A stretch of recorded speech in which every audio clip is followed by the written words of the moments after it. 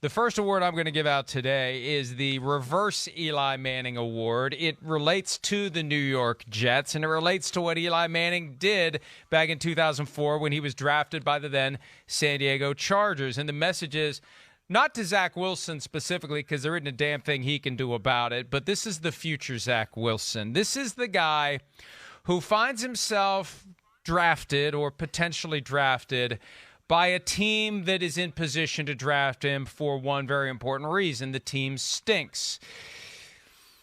I can't wait, Mike, and I don't know how you feel about this. We've never discussed it before. I'm a firm believer that these guys who are at the very top of the draft pool should exercise their power, should exercise their prerogative to say, I want to go to a different team. I don't want to play for this dysfunctional team that has been bad for years, that is going to turn me into the next Sam Darnold. And you saw firsthand on Thursday night what Sam Darnold can be. You did the game for Westwood One. Sam Darnold 3-0 now with a better team, a better organization, a better everything. I'm a believer that these guys coming out of school should be able to pick where they play, and the ones who have the power to do it don't do it nearly enough. So Eli Manning, the reminder, the last guy who did it. Zach Wilson maybe should have done it.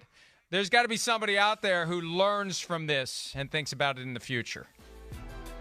Oh, I think somebody will do it again at some point. I'm probably not on it as much as you are about that, about going down that road and saying you should have the power. I mean, worst team usually is supposed to have a chance to get the best player. So you draft who you think is going to be the best player. Now, we've certainly seen players pull the power moves from Elway to Eli Manning, and I do think others will do it as well. I'm not a big fan of that. I think it should be more on the team, though we've seen the team fail time and time again, is you get a guy that thinks you're going to be your franchise and you don't build well around them. We've seen it happen, but we've also seen teams succeed doing it as well. So I'm not – you're just basically talking about giving the player the chance, right? Because we've seen teams build around and become better teams like they're supposed to with the player. So But a lot of these bad teams stay bad. Even when they get dibs on the top player, they still stay bad. My point is, we've seen what an influence that first stop on a quarterback's career can have on his entire stay in the NFL, and some guys wash out completely because they end up in a bad spot to start their career. The only guys who can pull it off are the truly best of the best. I wish more of them would do it. It's not even a consideration for most of them. They just accept this is the way it is. I like it when an Eli Manning or a John Elway says, I don't accept the way that it is. And Zach Wilson, who got banged around yesterday, who was seeing Bill Belichick ghosts last week, if it was on the radar screen for him to even do it, and maybe he wanted to go to the Jets, maybe he believed it would be fine. I just would like to see more of these guys exercise the power that they may not realize they have. So real quick from you, I want to get to my first superlative. Do you think player could pull it off today? Do you think they could pull a power move off today? Yes. If they're willing to be the villain and willing to take the heat from the fans because the fans refuse to understand it, they could pull it off. Okay, because I do think we'll see it at some point. Okay, my first superlative is, hello, young man, nice to meet you. And that would be Myles Garrett saying hello to Justin Fields 4.5 times during Cleveland's win over Chicago. Justin Fields got his first start, and he was sacked 9 times in this game. Absolutely amazing from two aspects. The pass rush, that offensive line was a point of concern for the Chicago Bears. So the pass rush was all over Fields, and certainly Fields wasn't moved, I don't think, a whole lot in this game, but we can chat about that. But Myles Garrett, I mean, we talk about him off the edge, Clowney off the other edge, looking more at what the Cleveland Browns defense can continue to do this year when you have some edgy speed rushers the way they do. Well, and that's right. And Clowney had a couple of sacks. Garrett calling his teammates out this week saying, when I get doubled and tripled, I need you guys to step up. And, the other thing that you alluded to, Garrett was surprised that they didn't take more advantage of the athleticism and the mobility of Justin Fields, that he was just doing straight drop back, no rollouts, nothing to move the target, nothing to move the spot, nothing to make it harder for guys like Garrett to track him down. Yeah, and along those lines, and listen, that could be twofold. I know they should have done that more, but number one, you can't do it every single play. for those that are saying move them, you can't do it every play. You can do it some to help them. I get it. But you also have to remember that once you start doing it, defenses can play it a little better as well. You are taking half the field away from your quarterback when you do it.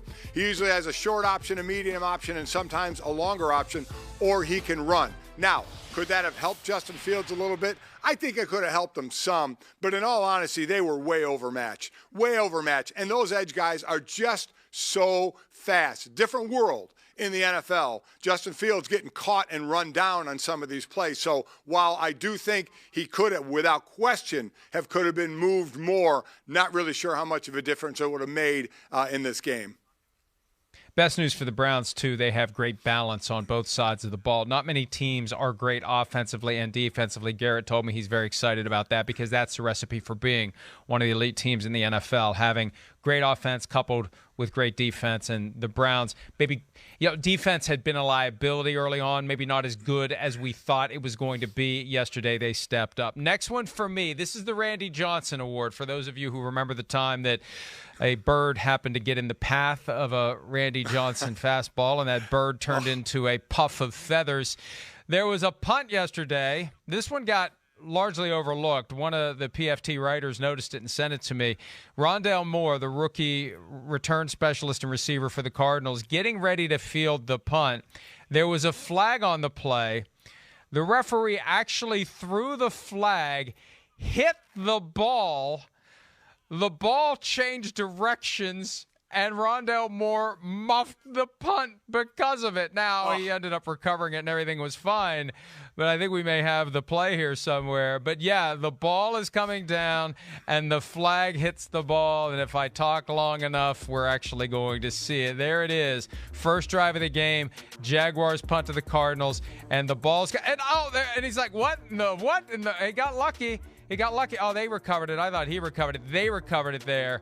The Cardinals did. But, yes, the muff was caused. There comes the flag. There's the flag. Here comes the ball. And Rondale Moore's like, what? Wait, what? What do I do? Do I pick up the flag? Do I pick up the ball? What do I do? And I don't know. Who recovered that? I thought the Cardinals did. Maybe I got to get my facts straight. There, the Cardinals got it. Disaster averted for the Cardinals. But you don't see that one very often. I guess it's better that it hit the ball than it hit Orlando Brown's eye. I guess it's better. If it's going to hit anything, hit the ball, not a player. So what you always hear is when you see a player run into the referee or a referee gets in the middle of a play somehow, some way, the term is always the ref is part of the field. So you can't, it's not a do-over, it just counts. It's the way it is. So I guess we found out the ref's flag is now part of the field as well, and maybe they'll tell that ref to throw that flag in a little different direction, like maybe straight up. I know they want to try and throw it at the spot of something happening, but I'm sure there'll be a discussion about that. But you're right. Just when you think you see everything, you see something a little new there, and it could have turned out bad for the receiving team, but it did not. So my next superlative is going to be basically in that same game, and it's going to be, I'm going to call it, thank you very much for the opportunity. And that's Jamal Agnew, 109-yard kick, a missed field goal return for a touchdown. This is, again, end of the half, Arizona and Jacksonville. Arizona's trying a long field goal right at the end of the half. And Jamal Agnew, you're allowed to have a player back there. He catches it just inside the end line. And then he returns it 109 yards for a touchdown. Now, Mike, that is a great play. That is an incredible play. But I'm going to tell you why it's not as great as some would think. Think about a field goal team, okay? And again, I was on field goal teams, usually the end. What does it usually consist of? I hate to disparage them, but offensive linemen, a snapper, a holder, and a kicker. So think about that. You got mostly O-linemen, you got a snapper, you got a holder is usually the punter, and you have a kicker. Then usually on the ends, sometimes you still have an O-lineman, but you may have a couple of D-linemen, and your wings are normally tight ends. So you have basically maybe four people with the ability to run down and maybe break down and make a tackle. Other than that, you don't. And the defense has 11 defensive players out there and athletes out there who can have easy pickings on blocking coming back. And there really isn't a remedy for it, because when you're kicking a field goal, I mentioned this with Tucker's kick, when you're kicking a field goal that far enough to where the defense has a return man back there, it's going to have to be a low kick. So again, the rush is going to come up the middle, so you need the big beef eaters, the old linemen, on that line to stop any kind of a middle rush. So you can't really change. It's tough to change personnel there, but then you have to live with it on the other end when they're returning it, and you have, again, offensive linemen, a long snapper, a holder, and a kicker as the majority of the people that can make a play on a kick returner. And it's definitely something you got to factor into whether or not you're going to try that long kick. You tried out Matt Prater for what would have been a record 68-yarder. What the hell? We got nothing to lose. Well, you do have something to lose. If it falls short, the guy catches it, he runs it back, and it's a 10-point swing going into the half, and the Jaguars weren't able to capitalize on it. The Cardinals eventually ran away with the game, but boy, that would have been something. That's one of the plays we would have been talking about a lot more if the Jaguars had managed to hold on to the lead and win that game. And if you go back and watch, there was kind of a feeling in the third quarter that maybe they were going to do it until the Cardinals finally woke up. I'm going to finish where I started with the Eli Manning retirement jersey, Ring of Honor, etc. ceremony. No more of those for the Giants. They got to stop, because every time they do it, they lose, at least in their Super Bowl era of retirements.